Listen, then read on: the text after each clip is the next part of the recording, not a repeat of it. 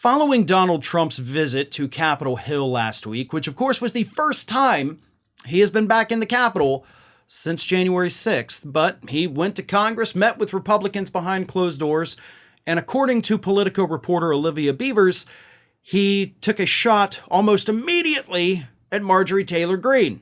Right? Trump walks into the room with Republican Speaker Mike Johnson. All the Republicans are there. He allegedly sees Marjorie Taylor Greene, according to the report, and he says this. He says, "Hello, Marjorie. Are you being nice to him?" You know, talking about Speaker Johnson because she tried to oust him. Like, "Hey, Marge, you being nice to this guy?" And then, according to the report, the entire room erupted in laughter.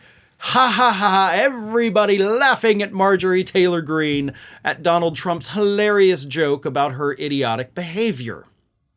Well, as you can expect, this did not sit well with Marjorie Taylor Greene. Oh God, no. Not only does she not enjoy being the butt of jokes, but she sure as hell isn't going to tolerate anyone pretending that Donald Trump does not love her unconditionally. So following these reports coming out, Marjorie Taylor Greene freaks out, gets on social media and says this. "Nothing's worse than a reporter that only reports half the story. She left off all the nice compliments President Trump said about me to our conference. President Trump is right. I'm loyal and unapologetically support him everywhere and all the time, and I am capable. That's why I'll be nice to Johnson as long as he's nice to my favorite president. And that means Speaker Johnson better use the full weight of his office to stop the politically weaponized government and pass our Republican agenda, not Biden's agenda." She didn't mention any of the compliments that Donald Trump gave you because those were not relevant to the story. Like, those are extraneous details. You know, a lot of people ask me, like, how are you able to condense, your stories into just a couple of minutes, whereas other people will do the same thing for 10 minutes, but give you the same information? That is actually one of the questions I get a lot. And the reason is because I don't include things that don't matter. Okay, Marge? And that's what Politico did. Now, Politico usually, trust me, their stories are way longer than they need to be. They always include extraneous details that absolutely drive me up the wall. But in this particular instance, yeah, he made a joke about you, the room laughed. It was more of an anecdotal type thing that honestly probably wasn't even relevant to the story to begin with anyway.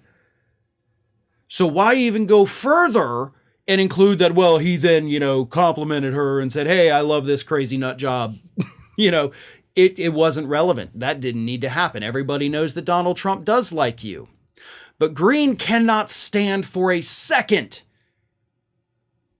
to have anyone think that Donald Trump does not love her unconditionally the same way that she loves him. I mean, I swear to God, at this point, it seems like Marjorie Taylor Greene is actually auditioning to be Trump's fourth wife, maybe his fifth wife. I don't know. Alina Habba, I feel like, is probably in the running too. But she can't stand it. But imagine for a second being an individual with the power that Greene has, because she is in Congress. She has power by definition.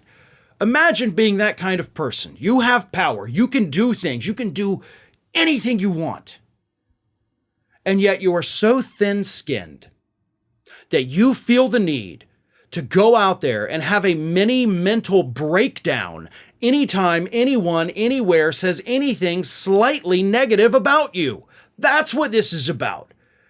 This is an individual that does not have the kind of temperament that we need for people in Washington, D.C.